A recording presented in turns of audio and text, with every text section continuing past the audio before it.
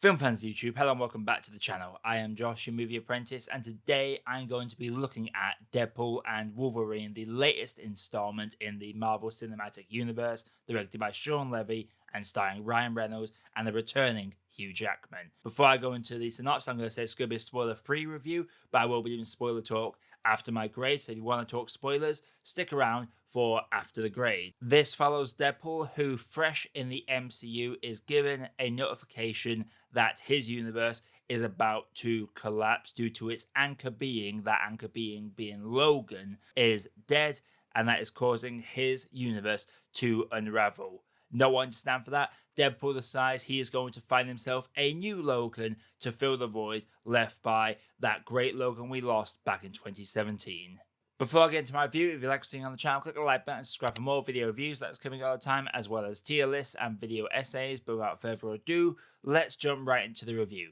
So it feels like it has been forever since we have had a new Deadpool movie, and there was a concern going into this that Deadpool will lose some of his spark with the Disney guidelines applied to him. But fear not, everyone, because Deadpool is just as meta and as foul-mouthed as he ever was, and the jokes come thick and fast. As with any sort of meta commentary and meta jokes, there are hits and misses when it comes to the comedy, but for the most part, the comedy hits. But the thing is, this isn't just some dream matchup comedy that Ryan Reynolds has been pushing for years that we kind of expect this film to be. Whilst it definitely does have that element to it, there is a strong sense of this film being a love letter to 20th Century Fox and the path they paved for things like the MCU to come into existence. Because let's not forget, before the MCU, superhero films weren't taken seriously for the longest time, but then we had films like Blade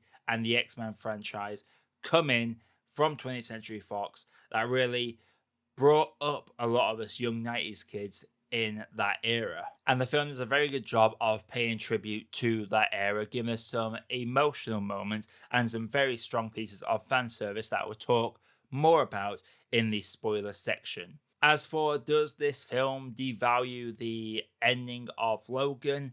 No, it does not. The Logan that is in that world categorically has an ending, and the Logan in this one is very much a new Wolverine from a different reality that is almost the polar opposite of the Logan that we saw back in the original X-Men franchise. And this film is surprisingly emotional at times as well when it comes to themes of what a world means to individuals, trauma, the reason that Logan is finally wearing the yellow comic accurate suit. There are several moments that are hard-hitting and somehow a little bit emotional. There are some great sparring exchanges between Hugh Jackman and Ryan Reynolds as Deadpool and Wolverine come at odds and clash with each other on several occasions. It is some of the more entertaining moments of the film. While we do get a lot of comedy and meta wink nudges to the camera, as well as digs at Disney and the multiverse saga, we are given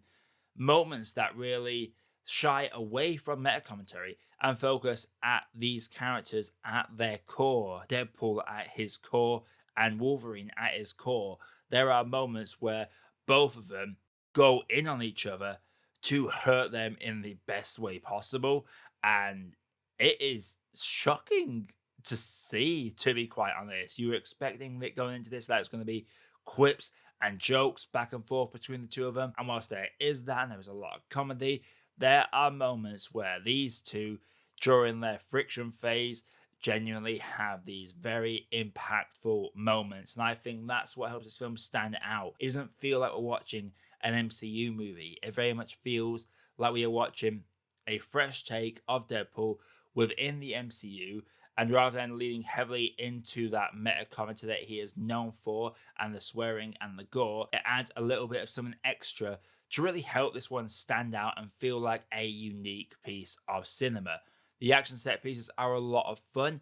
Whilst there are some very brutal creative set pieces, there are some generic set pieces as well. But those generic set pieces are set to some amazing needle drops. Like the soundtrack in this is absolutely brilliant. If I had a nickel for every time a hardcore fandom got hyped up over Madonna in the last 12 months or so. Now they have two nickels. Not a lot, but it's weird that it happened twice. Now, as for where does this film lead off going forward, honestly, this film very much stands on its own two feet because it pays tribute to 20th Century Fox. That whole universe is its own separate thing within the multiverse, and rather than completely erase what had come before it, this film goes out of its way to pay tribute and give us fans a love letter to 20th Century Fox. Deadpool and Wolverine is that schoolboy that comes along, knocks your books out your hand, pins you against your locker, gets right up in your face and says, "Do you like this, you fucking nerds? Is this what you want?" And I look back at this bully and smile gleefully as I ask for a little bit more. This is almost a circle jerk of fan service to the people that grew up with the 20th Century Fox movies, and I will go into that in more detail in the spoiler section. But before I get into my grave, if you like seeing the channel, click the like button and subscribe for more video reviews that's coming all the time. But without further ado, let's grade this. Deadpool and Wolverine, it has been a long time coming. We've been very excited for it, and whilst it could have lent heavily into making the jokes of the vulgarity in Disney and how much Hugh Jackman and Ryan Reynolds are best friends in real life and how long we've been waiting for this team up, it could have literally rested on its laurels and just been another meta commentary gore fest that has been the Deadpool movies.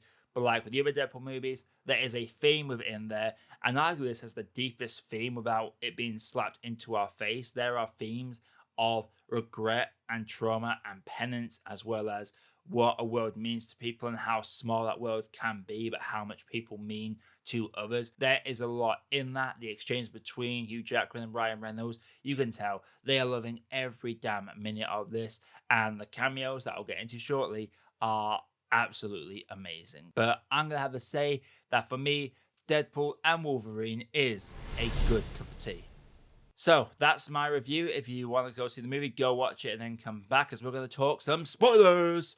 Spoilers. This is what we're doing now. This is what we're going to be doing. So yeah, 2065, there's a lot of cameos from previous actors that have taken part in some of these old X-Men movies. And I'm not even just talking big names. We are talking like Jennifer Garner as Elektra returning. That 2005 movie is that I remember watching once, can't remember much about the movie, but it was nice seeing her back into it.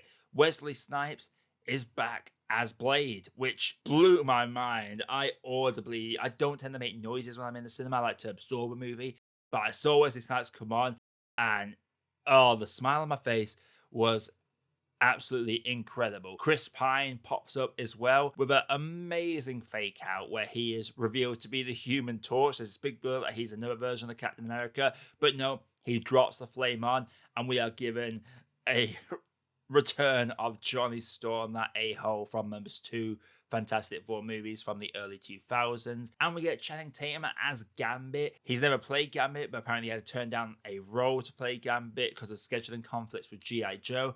And then he tried to get a Gambit movie off the ground, and it had been confirmed, but it never came to fruition. So Channing Tatum is here as Gambit, and he is loving every moment he is getting on screen with it.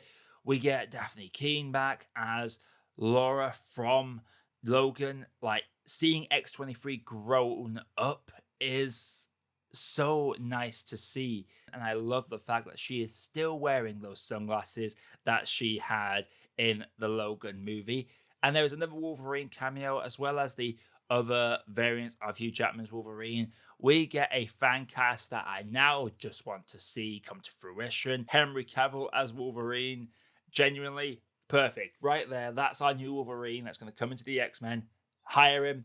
Don't mistreat him like DC. Just bring him in. Let the King of the Nerds show up. And genuinely, Deadpool and Wolverine is just filled with all these nice moments. We have Dogpool. We have Matthew McConaughey as a cowboy Deadpool. We also have Blake Lively doing Ladypool. There's a number of little cameos in there. And even the old crew, like seeing Peter again, is always nice. Dope in there. Negasonic Teenage Warhead, Yukio, Colossus.